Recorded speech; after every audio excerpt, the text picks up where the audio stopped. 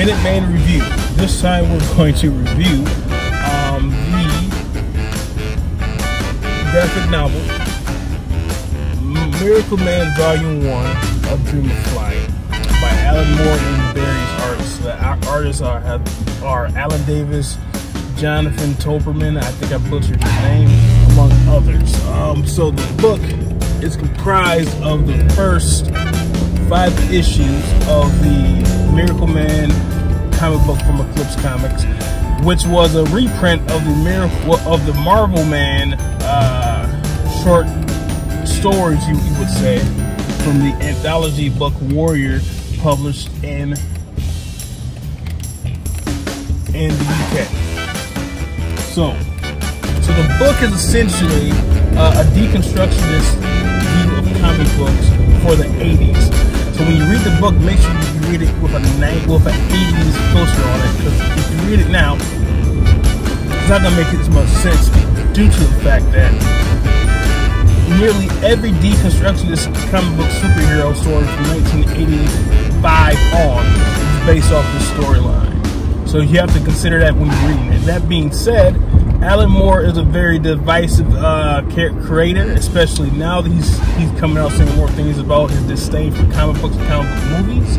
But that isn't to say that it isn't a good book. The book is good if you put on a 1980s filter and understand that Alan Moore can be a wordy bitch. Wordy. He does not know what the term succinct means. But at the same time, his characters are very engaging, and you can tell, and they speak like humans speak. The dialogue in the book kind of ridicules the superhero story in a very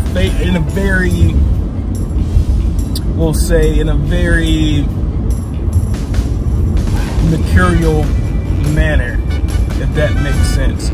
But in any event, besides it being a wordy bitch, the artwork is immaculate. I really like the Marvel Comics recolor of the book. It really makes everything pop. Typically when a book is recolored, it looks like shit, but this one actually looks really good. Another standout is the art by the various members of the art team. The art is spectacular. The only downside of the book, besides is sometimes wordiness, meaning the plotting is sound, some of the dialogue is sound, but some of the exposition techniques that are employed are a little much. That being said, the artwork is amazing. The storytelling is amazing. It happens over the course of about a few days, but it's remarkable.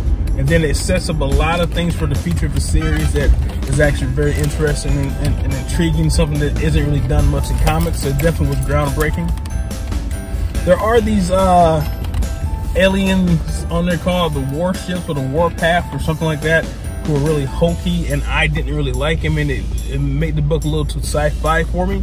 But I came to find out, and correct me if I'm wrong in the comments, but that was another book, the Warsmiths, that's what it was.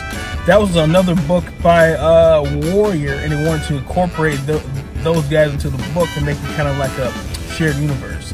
I think that was a huge mistake, and it took away from the book, and it made it seem like the book was not, and it affected the cohesion of the book.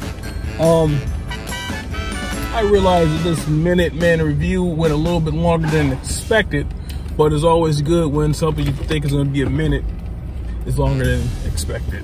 But overall, I would say go out and buy the book.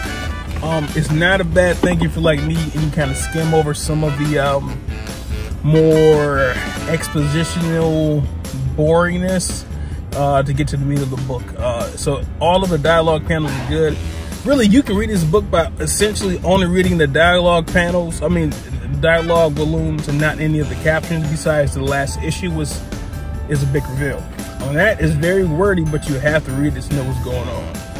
Other than that, the book is definitely readable. I would say I would give it about, in 2020 vision, 7 drunk Iron Mans.